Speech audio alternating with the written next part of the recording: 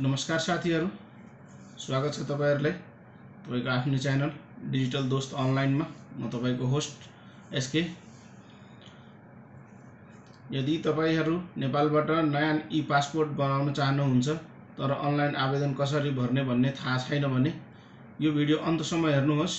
आज हामी ई passport apply गर्ने सम्पूर्ण प्रक्रिया स्टेप बाइ स्टेप सिक्ने छौं। सो सबभन्दा पहिला हामी ई पासपोर्ट पोर्टल खोल्नु पर्छ।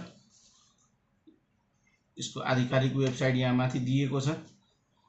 यसमा गएर तपाईहरुले यदि पहिला अप्लाई अनलाइन गर्नु होला। अप्लाई अनलाइन गरिसकेपछि यहाँ दुईटा अप्सन आउँछ, apply for new passport, apply for reissue of passport.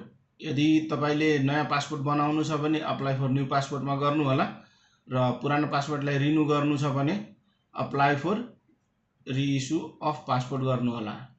त्यसपछि यहाँ हामीले आफ्नो पर्सनल डिटेल हाल्नु पर्ने हुन्छ, जस्तो नाम, जन्ममिति, male female, mobile number, email address, यहाँ तपाईको सम्पूर्ण विवरण हाल्नु होला। सम्पूर्ण विवरण हालिसकेपछि हामी अर्को स्टेपमा पुग्ने छौं। यहाँ सिटिजनशिप डिटेल हाल्नु पर्ने हुन्छ, नागरिकतामा भएको डिटेलहरु, जस्तो नागरिकता नम्बर, नागरिकता कुन जिल्लाबाट बनाउनु भएको छ, नागरिकता कहिले बनाउनु भएको छ। त्यसपछि अर्कोमा हामी आउने छौं तपाईको अपॉइन्टमेन्ट लिन।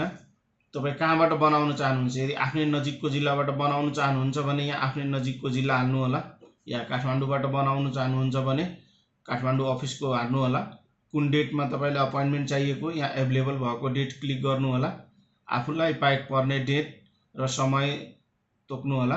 त्यो समय यहाँ सिलेक्ट गरिसकेपछि सेभ एन्ड नेक्स्ट गर्नु होला। यो गरिसकेपछि त्यहाँ हाम्रो पेमेन्टको अप्सन आउँछ, हामीले पैसा तिर्ने अप्सन। अब तपाईले कहाँबाट तिर्ने, ई सेवा, खल्ती, कनेक्ट आइपीएस, बैंक भाउचर, जहाँबाट नि तिर्न मिल्छ कुनै एउटा खोलेर यो एप्लिकेसन भरिसकेपछि त्यहाँ तपाईले गएर पासपोर्ट पोर्टल खोल्नु भयो भने त्यहाँबाट भर्न सक्नुहुन्छ। यदि कसरी तिर्ने भन्ने थाहा छैन भने कमेन्ट गर्नु होला, त्यसको लागि पनि अलग भिडियो बनाएर हाल्ने छौं हामी, पैसा कसरी तिर्ने भनेर।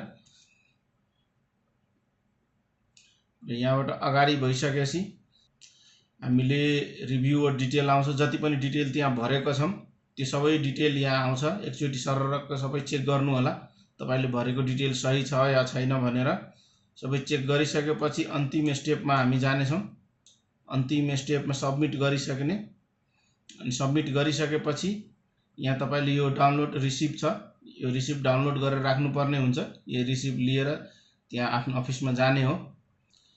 यदि यो भिडियो उपयोगी लाग्यो भने लाइक गर्नुहोस्, शेयर गर्नुहोस् र यस्तै टेक्नोलोजी सम्बन्धी जानकारीका लागि हाम्रो युट्युब च्यानल डिजिटल दोस्त अनलाइनलाई सब्स्क्राइब गर्न नबिर्सिनुहोस्। कुनै प्रश्न भए तल कमेन्ट गर्नुहोस्। धन्यवाद।